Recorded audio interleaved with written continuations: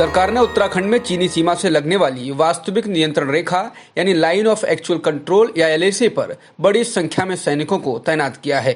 सीमा के उस पार बड़ी तादाद में चीनी सैनिकों के जमावड़े और इस मुद्दे पर दोनों सेनाओं के स्थानीय कमांडरों की बातचीत नाकाम होने के बाद ऐसा किया गया है।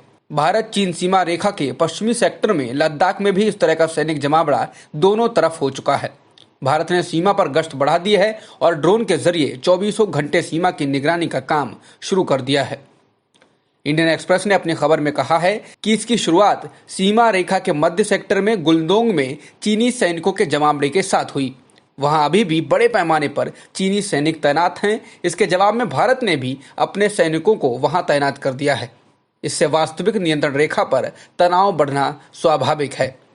एक वरिष्ठ अफसर के मुताबिक चीनी सैनिकों की तैनाती के कारण हरसिल सेक्टर में हमें भी अपनी तैनाती बढ़ानी पड़ी। पूर्वी लद्दाख में ड्रोन के परिचालन और नियंत्रण के लिए इंजीनियरों और दूसरे विशेषज्ञों को लगाया गया है, क्योंकि निगरानी में इसका इस्तेमाल किया जा रहा है। ड्रोन से निगरानी की बड़ी वजह यह है कि कठिन और ऊंची पहाड़ी वाले इलाके में सैनिकों की गश्त मुश्किल है। ड्रोन से निगरानी आसान भी है और उसमें कोई जोखिम भी नहीं है। विशेष रूप से प्रशिक्षित सैनिकों को दूसरे थिएटर यानी दूसरे इलाके में बुलाया गया है। लूप बटालियन तैयार किया गया है। किसी इलाके में कुछ अतिरिक्त सैनिकों को तैयार किया जाता है ताकि जरूरत पड़ने पर उन्हें तुरंत और आवश्यकता के अनुरूप लगाया जा सके। इस तरह से बने बटालियन को लूप बटालियन कहते हैं। विशेषज्ञों का कहना है कि भारत के लिए सबसे संवेदनशील और अहम वे इलाके हैं जिन्हें दारबुक सायोक दौलत बेग ओल्डी यानी DSDBO कहते हैं। लगभग 255 किलोमीटर लंबी इस सीमा रेखा के पास भारत के अधिक सैनिक तैनात होते हैं।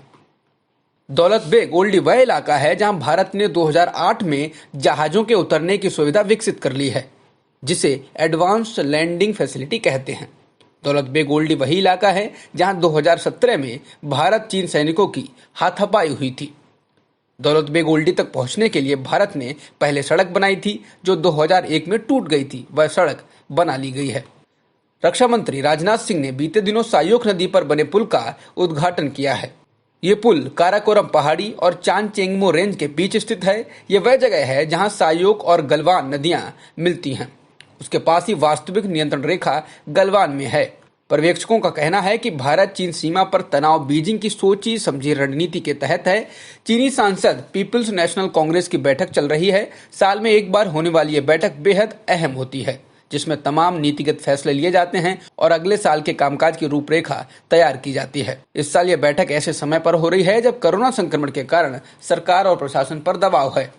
समझा जाता है कि उस दबाव को कम करने और लोगों का ध्यान बटाने के लिए सीमा पर यह तनाव बनाया जा रहा है। सत्य हिंदी के और वीडियोस को देखने के लिए हमारे YouTube चैनल को सब्सक्राइब करें और सीधे नोटिफिकेशन पाने के लिए बेल आइकन दबाएं।